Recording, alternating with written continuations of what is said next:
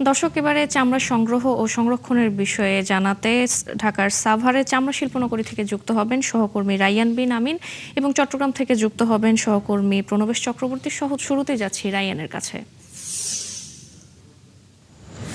রায়্যান, চামড়া শিল্পনগরীতে যেসব চামড়া আসছে সেগুলোর মান নিয়ে ট্যানারি মালিকরা কি বলছেন এবং এই যে মৌসুমী ব্যবসায়ীদের যে অভিযোগ সে বিষয়ে তারা কি বলছেন, অর্থাৎ দুপক্ষ কি বলছেন?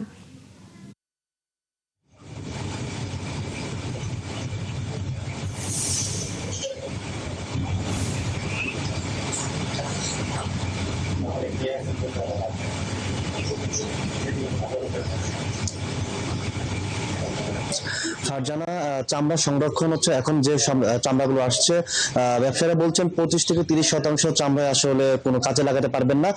লাম্পি স্কিন যে রোগ গরুর, সেই রোগের কারণে আসলে চামড়াগুলো নষ্ট হয়ে যাচ্ছে, যার কারণে তারা গড়ে একটা দাম দিচ্ছেন। বিশেষ করে হেমায়তপুরের বাইরে, ট্যানারির বাইরে যে আড়তগুলো আছে সেই আড়তগুলোতে 500-600 টাকা গতকালকে, আর আজকে সেটা 250-300 টাকা এরকম।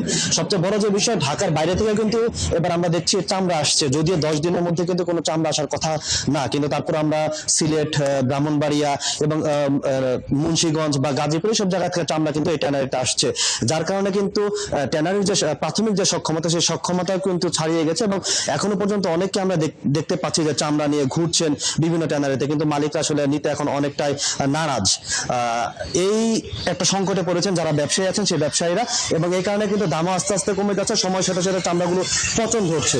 আরেকটা বিষয় জানিয়ে রাখি যে চামড়াগুলো এখন আসছে, এগুলো দাম আসলে বাড়ার কোনো সম্ভাবনাই নেই, যত সময় যাবে। এবং আজকে যে গরুগুলো কোরবানি হবে ঢাকায়, সেই চামড়াগুলো যখন আসবে বিকেলের দিকে, তখন হয়তো কিছুটা ভালো দাম পাওয়া যাবে। আর এর পাশাপাশি ব্যবসায়ীরা বলছেন যে বাইরের যে আড়ত আছে, সেই আড়ত সিন্ডিকেট যদি নিয়ন্ত্রণ করতে পারে সরকার, সেক্ষেত্রে হয়তো দাম কিছুটা ভালো পাবে ব্যবসায়ীরা। ফারজানা, ধন্যবাদ রায়্যান, আপনি থাকুন সেখানে। দর্শক, এবারে যেতে চাই চট্টগ্রামে। সেখানে আছেন সহকর্মী প্রণবেশ চক্রবর্তী, যুক্ত হচ্ছে তার সাথে।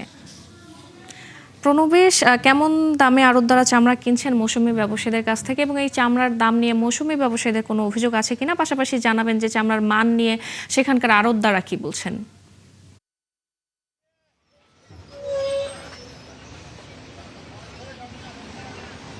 আর যেটা চট্টগ্রামের পাইকারি চামড়ার বাজার, আতুরার ডিপো, এখানে মৌসুমী ব্যবসায়ীরা যদিও গতকাল রাতেই তারা চামড়া বিক্রি করে চলে গেছেন। তাদের সাথে কথা বলেছিলাম, তারা যেটা বলেছেন, তাদের যে নির্ধারিত চাহিদা অনুযায়ী দাম সেটি তারা পাননি, খুব অল্প দামেই তাদেরকে বিক্রি করতে হয়েছে।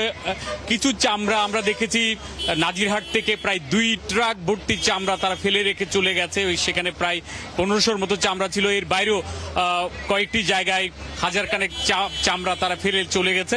তো আমরা দেখতে পাচ্ছি এখন সিটি কর্পোরেশনের গাড়ি যে চামড়া এবং অবশিষ্টাংশ সেগুলো তারা পরিষ্কার করে নিয়ে যাচ্ছে। এখানে ক্রেন দিয়ে সেগুলো পরিষ্কার করা হচ্ছে আমরা দেখতে পাচ্ছি। পাশে আমরা দেখতে পাচ্ছি যেগুলো রাতে চামড়া যেগুলো সংগ্রহ করা হয়েছে সেগুলো লবণ দিয়ে সেগুলো প্রক্রিয়াজাত করা হচ্ছে। তো আমরা একটু এখানে সিটি কর্পোরেশনের পরিচ্ছন্নতা কর্মী আছে, আমরা তাদের সাথে একটু জানতে চাইবো যে কি পরিস্থিতি, তারা কি করছেন সেটা আমরা একটু জানতে চাইবো। আমাদের এখানে আছেন সিটি কর্পোরেশনের প্রধান পরিচ্ছন্নতা কর্মকর্তা, আমি তার সাথে একটু জানতে চাইবো।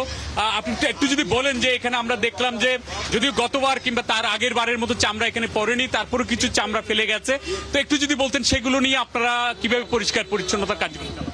হ্যাঁ, আসলে এখানে আমাদের আশপাশের যে অঞ্চলগুলো আছে, ওখান থেকে যে চামড়াগুলা দীর্ঘ সময় গাড়িতে লোড হিসেবে থাকার পরে এখানে যখন এরা বিক্রি করতে আসছে, এখানে যারা বড় ব্যবসায়ী আছেন ওনারা এগুলো যাচাই বাছাই করে যেগুলো ওনাদের মানে প্রক্রিয়া যাতে নিয়ে আসতে পারবে সেগুলো রেখে বাকিগুলা ওনারা এটা রিজেক্ট করা হয়েছে। ওগুলোর সাথে কান এবং লেজের যে অংশগুলো ফেলে দেয় ওগুলাও এখানে জড়ো করা হয়েছে। তো আমরা চট্টগ্রাম শহরকে পরিষ্কার রাখার জন্য আমরা দ্রুত গাড়ি এবং পেলোডার 4টা পেলোডার ড্রাম ট্রাক লাগিয়ে এখানে অপসারণ করতেছি।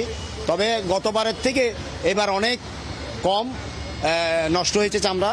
তো আমরা এইভাবে আসলে আশেপাশ থেকে আমাদের ছিল যে চামড়াগুলো যেন প্রবেশ না করে। আসলে আমাদের ওই সিজনাল যে ব্যবসায়ীরা তারা প্রক্রিয়া করার যে পদ্ধতি বা প্রক্রিয়া করার যে মানসিকতা, সেই মানসিকতা না নিয়ে ওনারা প্রথম হাত দ্বিতীয় হাত করে মুনাফা অর্জন করার জন্য যে ভুল প্রক্রিয়াতে থাকেন, সেটারই একটা ফসল আমরা এই কষ্টগুলো পাচ্ছি। এবং আমাদের এই চামড়াগুলো নষ্ট হচ্ছে। আমরা এর থেকে বেরিয়ে আসতে হবে আমাদেরকে। শুনছিলেন এখানে কিছু। ধন্যবাদ প্রণবেশ, আবারও যুক্ত হবো আপনার সাথে। একই সাথে ধন্যবাদ রায়্যান বিন আমিনকে। দর্শক, চামড়া সংরক্ষণের বিষয়ে জানাতে সাভার থেকে যুক্ত হয়েছিলেন সহকর্মী রায়্যান বিন আমিন এবং চট্টগ্রাম থেকে প্রণবেশ চক্রবর্তী।